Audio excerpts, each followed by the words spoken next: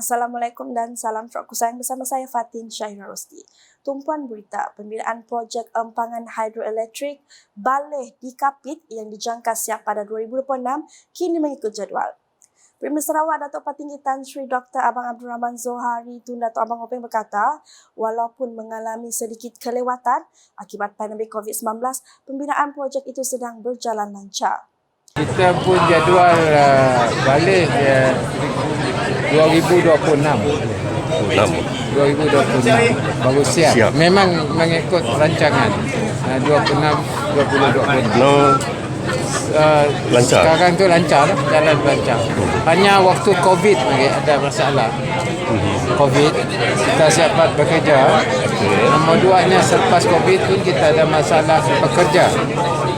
Jadi sekarang ini sudah balik siap kalau lah. Beliau berkata demikian semasa ditemui media selepas menghadiri rumah terbuka Gawai Dayak di kediaman Menteri Kerja Raya Malaysia, Datuk Seri Alexander Nantalinggi di Kuching pada Selasa. Dalam pada itu, beliau juga yakin bahawa empangan itu mampu beroperasi sepenuhnya pada 2027. Hadir sama timbalan-timbalan Premier Sarawak, Datuk Ahmad Douglas Ugambas dan Datuk Seri Profesor Dr. Sim Koo Hian, Menteri Pembangunan Wanita, Kanak-kanak dan Kesejahteraan Komuniti Sarawak, Datuk Seri Fatimah Abdullah, Menteri Pelancongan Industri Kreatif dan Seni Persembahan Sarawak, Datuk Seri Abdul Karim Rahman Hamzah, Timbalan Menteri di Jabatan Premier Sarawak, Undang-Undang MA 63 dan Hubungan Negeri Persekutuan, Datuk Sharifah Hasidah Said Aman Ghazali, Timbalan Menteri Belia Sukan dan Pembangunan Usahawan Sarawak, Datuk Gerald Rentap Jabu serta div-div kenamaan lain. Berita seterusnya, Minggu Tenaga Antarabangsa IEW 2023 merupakan sebahagian daripada usaha Kerajaan Sarawak dalam mempertingkatkan strategi dalam memanfaatkan sumber tenaga mampan. Timbalan Menteri Tenaga dan Kelestarian Alam Sekitar Sarawak, Dr. Hazlan Abang Hibni berkata, sidang kemuncak dan Expo IEW 2023 yang dianjurkan oleh kementeriannya itu adalah untuk menarik industri berimpak tinggi dan menjadikan Sarawak sebagai hub tenaga bersih utama di rantau ini. Jelasnya, ia merupakan matlamat jangka panjang utama pihak kementerian khususnya untuk mencapai pelepasan karbon bersih sifar untuk Sarawak menjelang 2050. Katanya acara ini telah memberi impak ekonomi yang besar kepada Sarawak di mana ia telah merekodkan jumlah sumbangan ekonomi langsung sebanyak RM53,650,000 yang diperoleh daripada IEW sejak penubuhannya pada 2009. Beliau berkata demikian dalam ucapan aluannya pada majlis perasmian sidang kemuncak dan Expo Minggu Tenaga Antarabangsa IEW 2023 di Pusat Konvensyen Borneo Kuching BCCK pada Selasa. Tambah Dr. Azlan untuk beralih ke arah masa depan karbon sifar bersih, penerokaan dan penggunaan sumber tenaga lestari baharu amat diperlukan. Katanya lagi, persidangan dan expo ini bertujuan untuk menyediakan platform perkongsian yang menghimpunkan seberapa ramai pakar dan pihak yang berminat dalam tempoh 3 hari, iaitu mulai 13 Jun hingga 15 Jun 2023. Perkembangan selanjutnya di Bintulu. Penganjuran Karnival Intelek 2023 mampu menyumbang kepada kemajuan dan kesejahteraan masyarakat di bandar ini. Ahli Dewan Undangan Negeri Adun Jepak, Datuk Talib Zulpilip berkata, program kerjasama strategik seperti ini perlu dilaksanakan dengan lebih kerap pada masa depan kerana ia dapat memberi manfaat kepada masyarakat di Bintulu khususnya. Berucap semasa merasmikan karnival itu pada Isnin, beliau berkata apa yang dilaksanakan pada masa sekarang merupakan cerminan masa depan. Tambah Datuk Talib, Kerajaan Sarawak sentiasa menyambut baik dan mengalu-alukan usaha yang berterusan dalam memastikan negeri ini maju dalam pelbagai aspek menjelang 2030. Dalam hal ini, beliau yakin Lembaga Kemajuan Bintulu BDA akan terus cemerlang dalam menjalankan peranannya sebagai sebuah badan yang bertanggungjawab dalam membina dan mewujudkan bandar maju dan makmur di negeri Sarawak ini. Pada masa sama, beliau berharap penganjuran program seumpamanya dapat merancangkan aktiviti berkaitan bahasa, sastra dan kebudayaan dalam kalangan warga Bintulu di samping melahirkan masyarakat yang berilmu, berinovasi dan kreatif. Beralih dengan laporan Kembara Sarawak Merdeka. Adun Tanjung Batu Johnny Pang Leong Ming telah melepaskan konvoi Kembara Sarawak Merdeka bahagian Bintulu di pekarangan parking Econ Safe Bintulu pada Selasa. Rombongan konvoi yang telah diketuai oleh Timbalan Setiausaha Tetap Kementerian Belia Sukan dan Pembangunan Usahawan Sarawak Dol Hadi Marzuki dan disertai Timbalan Residen bahagian Bintulu Nyurak Keti telah dilepaskan sekitar jam 10 pagi.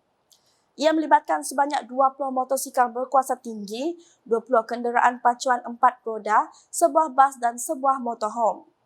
Difahamkan rombongan telah sampai di daerah Tatau sekitar jam 11 pagi dan telah disambut oleh Setiausaha Politik kepada Premier Sarawak, Pandang Semat, mewakili Menteri di Jabatan Premier Sarawak, Datuk John Siki Tayai dan juga Pegawai Daerah Tatau Jabang Juntan.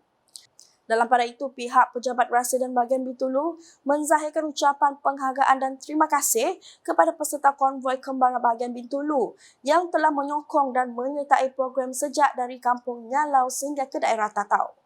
Konvoi Kembara bahagian Bintulu bermula dari 10 sehingga 13 Jun 2023 dan disertai pelbagai wakil agensi kerajaan serta komuniti tempatan dari Kelab Pacuan 4 Roda Bintulu, Bintulu Bikers Community, Highland 9th Division Club dan Central Zone Bikers.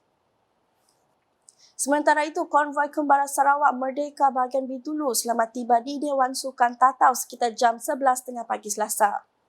Ketibaan konvoi disambut oleh Setiausaha Politik kepada Premier Sarawak, Pandang Semat, Pegawai Daerah Tatau Jabang Juntan, Ketua Polis Daerah Tatau DSP Jem Rais bersama kira-kira 300 orang penduduk setempat, termasuk ahli Kelab Gagung Sarawak KGS yang terdiri daripada pelbagai kaum dan agama.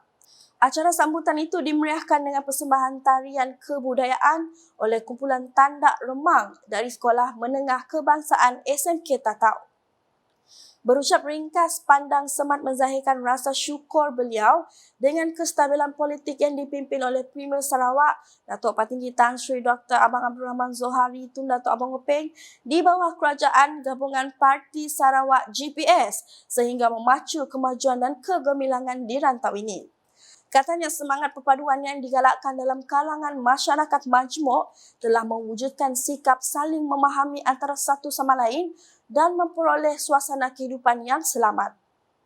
Setelah menghabiskan masa lebih kurang sejam di Dewan Sukan Tatau, konvoi mula bergerak menuju ke Metading Mukah pada jam 12.10 tengah hari. Untuk rekod, peserta konvoi terdiri daripada 70 orang ahli kelab pemotoran dan pancuan 4 roda Bintulu, merangkumi 40 buah motosikal dan 30 buah kereta. Dalam pada itu, Mukah menjadi bahagian keempat menerima kedatangan konvoi Kembara Sarawak Merdeka sempena sambutan perayaan 60 tahun Sarawak Merdeka. Konvoi Indok Kembara Sarawak Merdeka bersama konvoi bahagian Bintulu yang membawa 120 orang peserta terdiri daripada 10 pacuan 4 roda, 20 kereta dan 60 buah motosikal itu tiba petang Selasa di Medan Selera Metading Mukah dan disambut dengan sorakan riuh warga Mukah. Hadir menyambut ketibaan konvoi ahli Dewan Undangan Negeri Adun Balingian, Abdul Yaakob Arbi, Adun Telian, Royston Valentine, Residen bahagian Mukah Kueh Lipoh, pegawai-pegawai daerah bahagian Mukah, ketua-ketua jabatan serta ketua-ketua masyarakat.